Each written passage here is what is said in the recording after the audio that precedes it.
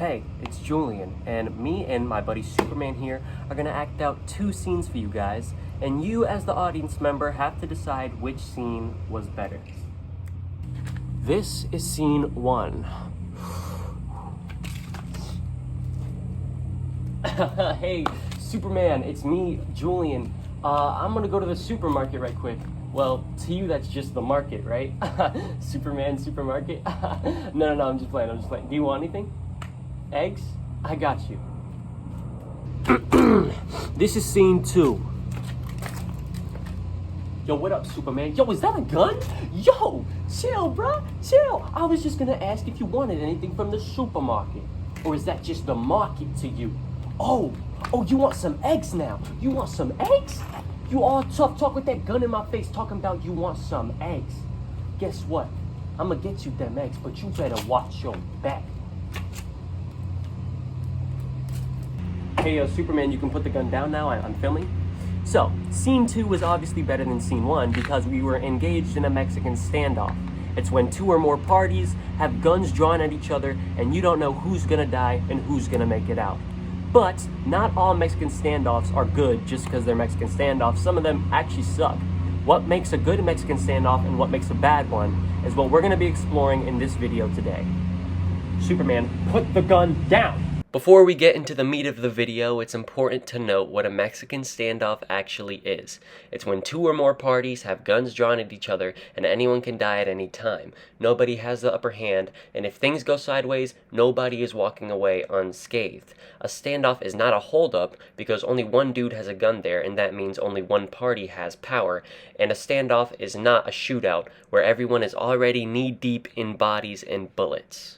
The last and most important thing about a Mexican standoff is the outcome, because there's only 2 ways that they can end. Either everyone takes their guns and puts them down and talks it out, or everyone dies, guns blazing!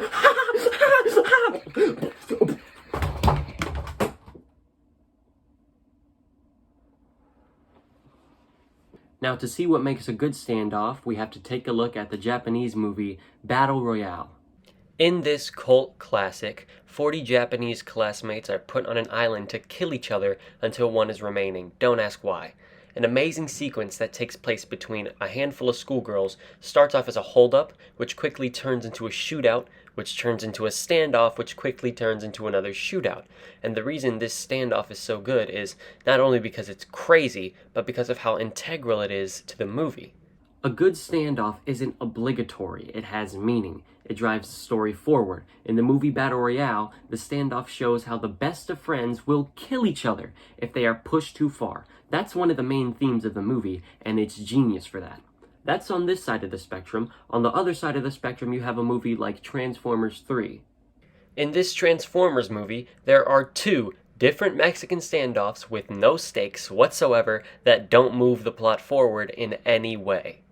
Those standoffs remind me of this video game movie I watched a while ago. I mean, the fact that it's a video game movie tells you everything you need to know about its quality. Just look at this. Is this a shootout? Is this what constitutes a shootout? Why are they running in circles? Why aren't they shooting each other? Just shoot him already! The standoff in the movie Face Off is entertaining, but mostly terrible. The 4 most important characters are in the standoff, and it ends in a shootout, but only one of them die, and it's the least important out of the 4. Plus, you can never tell when it's trying to be funny and when it's trying to be serious. I mean, just look at John Travolta. Whee! What a predicament! Keep in mind that he said that right before he shot his girlfriend. This standoff fits in with the rest of the movie because the rest of the movie is awful, but it brings up a good point. A good standoff has a consistent tone. It's very hard for a standoff to be funny and serious, so it should just pick one. Like this scene from the movie The Devil All the Time, it's a serious standoff for a serious movie, but that doesn't mean good standoffs can't be funny. In my opinion, the funniest scene in any superhero movie is the standoff from Avengers Infinity War, where the Avengers and Guardians of the Galaxy meet for the first time. It's hilarious, and it moves the story forward, so it's damn near perfect.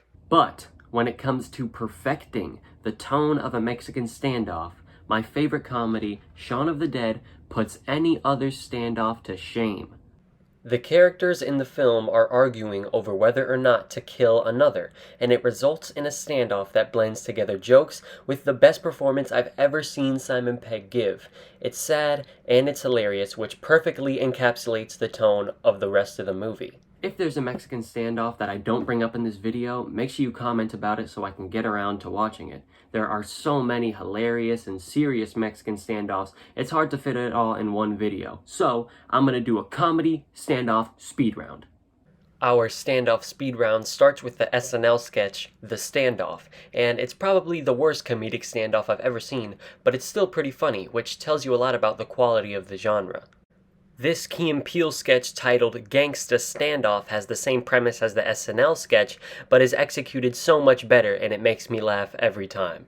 This standoff from the third Pirates of the Caribbean movie is funny and it progresses the story, and it has a really unique and funny resolution. A+. This comedy sketch from the YouTuber Julian Smith is titled Malk, and it takes an unorthodox approach to a Mexican standoff that pays off in a hilarious way. This video from the YouTube channel Rocket Jump also stars Key and Peele, and it's pretty funny, with the premise being, how wild can you make a Mexican standoff? And finally, this animated short from the YouTube channel Cyanide and Happiness is entitled High Noon, and it uses the same how wild can this get premise, but is actually executed much better, with the funniest ending to any standoff I've ever seen. It gets really wild, and it brings me to the final component of a good standoff. A good standoff, and I mean a really good one, is freaking crazy. They give you the feeling that you're watching spinning plates about to fall and crash. They are a culmination of everything that has happened in the film thus far. Everything is on the line, and it can all go terribly wrong any second. Like in the movies True Romance and The Matrix 3, there are just so many people and so many guns that the resulting chaos would kill everybody. So in The Matrix, they decide to talk things out and de-escalate things. It's a shame that the characters in True Romance aren't as smart. Tarantino movies do this especially well, like in True Romance and Pulp Fiction and Inglourious Basterds, and my second favorite standoff of all time in Reservoir Dogs. These standoffs are incredibly true to form, and they are always enthralling. Thank you, Quentin Tarantino, for these amazing Mexican standoff film sequences. I'm sure that the quality of your filmmaking reflects the quality of your personality, and that you aren't a racist bigot. Right? Right, Quentin? You aren't? Oh, I guess not. Well, those are some of the greatest Mexican standoffs ever written. And we only have to talk about one more, my personal favorite. And it's not even from a movie, it's from a video game called Grand Theft Auto 5. Grand Theft Auto 5 is known for many things, but not its fantastic story, which is a shame, and you're about to see why. Let me give you some context. Throughout the course of our game, our protagonist Michael has been performing countless suicide missions for the FBI in an attempt to sabotage the CIA and a private security company named Merryweather because the three other companies are in an intelligence war. Michael works with an FBI agent named Davey to pull off these secret missions, and behind Davey's back he's working with the billionaire Devin Weston, who owns the Merryweather company, and behind both of their backs, Michael has also been planning and executing bank robberies to pay off a drug lord. This seems like a pretty bad situation, but Michael kinda has everything figured out, so he meets with Davey under the impression they were going to have a civil chat about parting ways. That doesn't happen.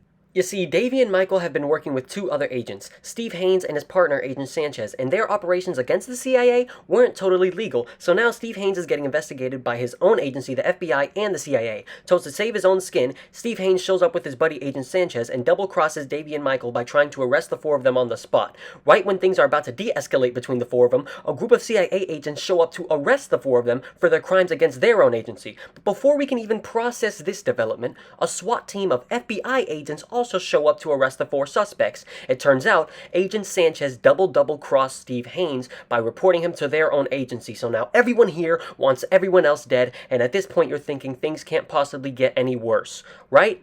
Wrong. Out of nowhere, a helicopter from the private security company Merryweather comes out, and Merryweather hates both agencies, so they're ready to blow everyone away. Long story short, Sanchez gets domed, Haynes gets shot in the leg, all the agents kill each other, and Davey and Michael walk away hating each other for the rest of the game. Pretty cool, right?